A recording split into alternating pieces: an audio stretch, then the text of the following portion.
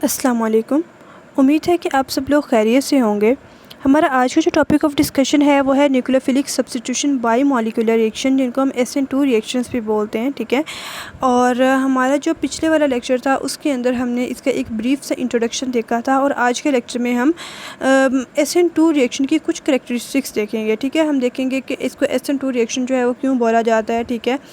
और इसके अलावा वो कौन से अल्काइल हैलाइड्स हैं जो कि SN2 रिएक्शन को फॉलो करते हैं, और जो है इसमें प्रोडक्ट जो है वो किस तरह की बनती हैं, और इसका मैकेनिज़्म क्या होता है SN2 रिएक्शन का। तो चलिए हम अपना आज का लेक्चर जो है वो स्टार्ट करते हैं। तो सबसे पहले तो हम ये देखते हैं कि ये एक सिंगल स्टेप मैकेनिज़्म है, ठीक है। तो सिंगल स्टेप मैकेनिज़्म क्यों है?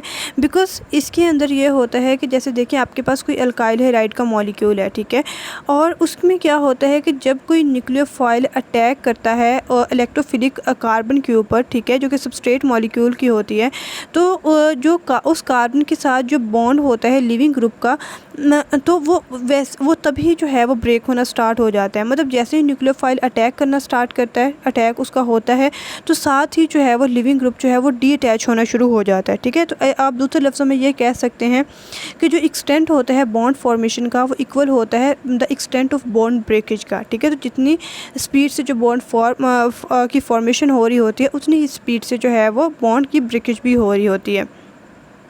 दूसरे नंबर पे है डायरेक्शन ऑफ अटैक, ठीक है, कि आपके पास जो न्यूक्लियोफाइल है वो किस साइड से अटैक करता है।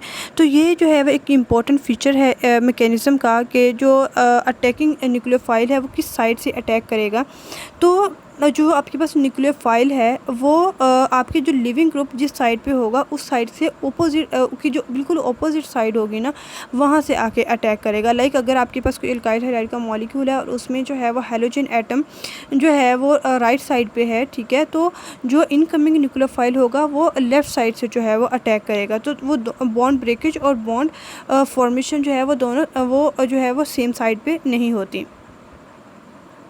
उसके बाद है चेंज इन हाइब्रिडाइजेशन। तो चेंज इन हाइब्रिडाइजेशन में ये होता है कि जब आपके पास न्यूक्लियोफाइल जो है वो अटैक करता है, ठीक है, तो जो सबस्ट्रेट कार्बन एटम होती है, ठीक है, पहले जो उसकी हाइब्रिडाइजेशन होती है sp3 होती है, ठीक है, जो कि टेट्राहेड्रल उसकी ज्योमेट्री होती है।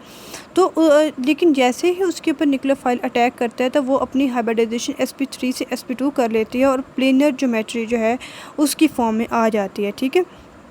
तो जो अटैक होते हैं न्यूक्लियोफाइल का वही एक्चुअल में चेंज ऑफ हाइब्रिडाइजेशन का सबब बन रहा होता है। और इसके अलावा जो अटैक होता है न्यूक्लियोफाइल का, जो चेंज होती है हाइब्रिडाइजेशन स्टेट, और उसके बाद जो डिपार्चर होता है लिविंग ग्रुप का, ये सारी चीज़ें जो हैं वो एट अ सेम टाइम जो है वो हो रही होती हैं। तो जैसे ये रिएक्शन दिखाया गया है कि ये OH जो है और Br दोनों अपोजिट साइड पे हैं, ठीक है। OH ने जैसे ही अटैक करना स्टार्ट किया, ब्रोमीन का बॉन्ड जो है वो टूटना स्टार्ट हो गया, हमारे पास एक ट्रांजिशन स्टेट आई, ठीक है, और इसमें जो कार्बन है इसकी हाइब्रिडाइजेशन sp3 से sp2 हो गई, ठीक है, और उसके बाद जो है यहाँ से ब्रोमीन का मॉलिक्यूल निकल गया और OH का बॉन्ड जो है बन गया। तो यहाँ पे जो है वो इन्वर्टेड मॉलिक्यूल बना। लाइक पहले जो है वो ब्रोमीन अगर राइट साइड पे था, तो अब जो लेफ़्ट साइड पे था, तो अब नेक्स्ट जो मॉलिक्यूल बना है हमारे पास, तो उसमें जो OH है वो राइट साइड पे है, ठीक है।